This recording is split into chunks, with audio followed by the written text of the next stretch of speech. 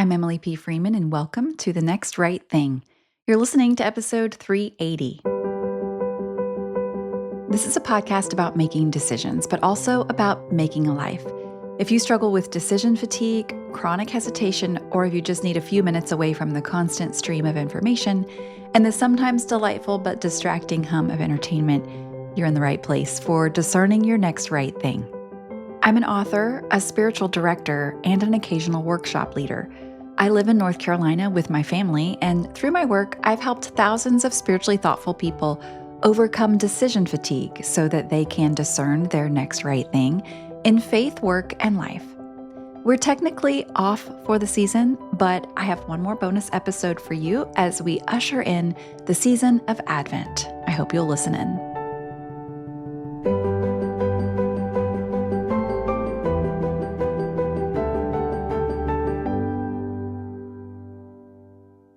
If you're not already feeling it, you likely will soon. It's that low-grade anxiety and pressure that seems to permeate the air this time of year.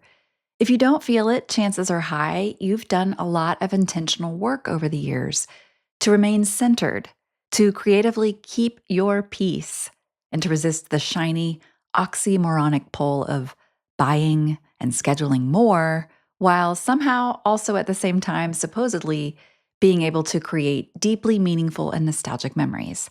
It is not realistic, but I admit I still sometimes fall for it. And I'm not here to say that it's a foregone conclusion that you will feel pulled in every direction, but I do think it's an unfortunate result of our Western way of life this time of year. That this season of the darkest and coldest days, where I live anyway, where we ought not feel badly for resting, for putting ourselves near quiet fires, for giving ourselves and our families space to catch our breath and warm our hands, that this season is often filled with making too many plans, having too much conflict, holding too high of expectations, and sometimes spending way too much money. In all of this too much on the outside, we end up with not nearly enough on the inside. Now, if you are listening to this podcast, one where a spiritual director offers slow, unsexy advice for thoughtful decision making, then chances are high that you probably are already a person who values the deeper, more meaningful things of life. You want to live this final month of the year with some intentionality. You want to honor the sacred meaning of this season. You want to end the year well with your people. You want to make wise decisions as we near the end of the year, and you want to do it all as yourself, moving at a human pace. But the world around you does not make it easy, and in some cases, can cause you to feel silly for expecting it's possible at all. Is it possible? I hope so. I think so. Maybe not 100%, but I believe that we can increase our chances of making it so. For nearly 20 years, I can't believe I'm saying it, I've been writing on the internet to help create space for your soul and mine to breathe. As the animating center of our lives, our soul is the place from which thought, feeling, action, and choice emerge and are integrated. But the soul is hidden. It's quiet. It's slow moving. In order to discern our next right thing, to relate with people as ourselves, to do good work for the long haul, it's imperative that we learn the language our soul wants to speak. I'm always finding new ways to take what is true and hidden and invisible and bring it into our regular, extravagant, ordinary lives. The season of Advent could be a time to refocus, recenter, and remember who we are and who God is and how to co-create the kind of world we want to live in, not just now, today, but also next year and the years to come. 8 years ago, I created the very first audio collection for the season of Advent to provide a resource for anyone who wants this kind of soul support. Now, if you've been around a while, then you know these audio reflections have been delivered in many different forms. But finally, in 2022, we created an app. We called it the Quiet Collection, and it's where all of these audio reflections that we've made now live. Now, if you don't know what I'm talking about, basically, I write daily reflections. They're anywhere from 4 to 8 minutes long, and then I record them with my human voice, much like this, Some collections, like for example, the collection for Lent was 50 days long. Others, like the one that we made for birthdays, is 7 days long. It's designed for you to listen to one every day of your birth week. Inside the app, we have several different kinds of these audio collections, and I hope to add a lot more. The Advent collections are each 10 days long. There's no magic about it. I don't have one for like all 25 days of Advent. We used to do them for 14 days, but somehow we've just landed on 10 for now.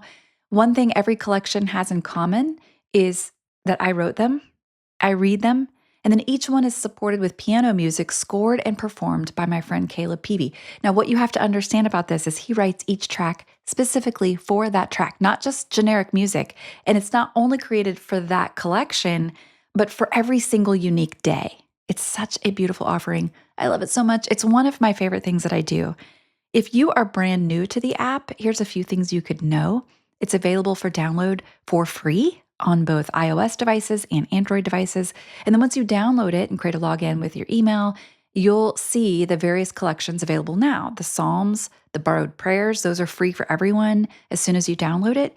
And then you'll see the options of all the Advent collections over the years that we've made.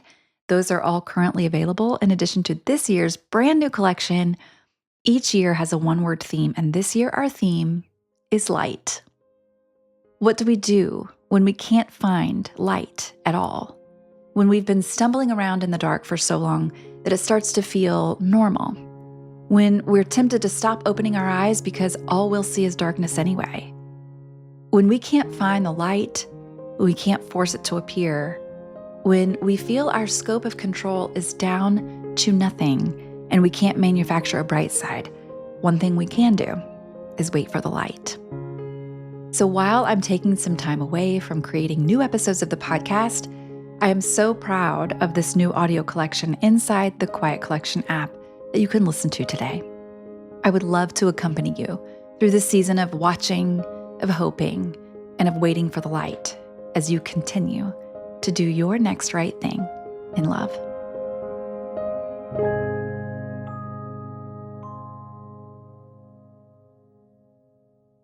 Thanks for listening to episode 380 of The Next Right Thing. I hope this simple practice of waiting for the light can be just one more rung on the trellis upon which your rhythm of life can continue to grow, because while it's true this is a podcast about making decisions, the bigger truth is our daily decisions are making our lives. As always, you can find me online at emilypfreeman.com or on Instagram at emilypfreeman. This episode was edited by the team at Unmutable and organized by Ashley Sherlock. If you're new to the app, you can purchase all of the Advent collections as a bundle, and you can get a pretty good discount of all of them all at once.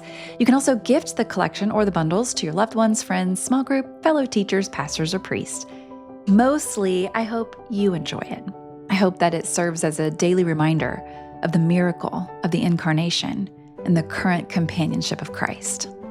Now, as I said before, this is our final episode of the year, and we'll be back next year. But until then, I hope to see you inside the Quiet Collection. And bonus, don't miss this one, I will be hosting a live guided Advent meditation via video on Monday, December 8th. It's free to anyone who purchases this year's Advent collection. We will send an email to you if you have access to it. We'll send an email to whatever email address you use to sign up for through the app.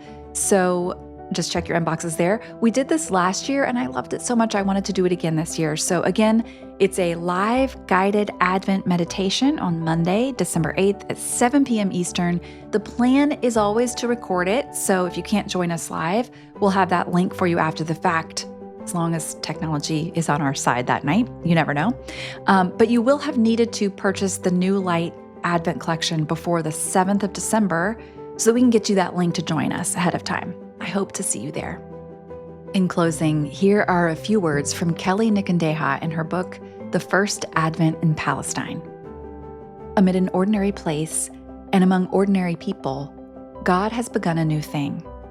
On the underside of those hit hardest by the economy and by Roman rule, for those poor valued by God, something was clearly on display in this initial Advent scene. The seeds of peace sprout among the meek. Their troubled landscape hosts incarnation. Thanks for listening, and I'll see you next time.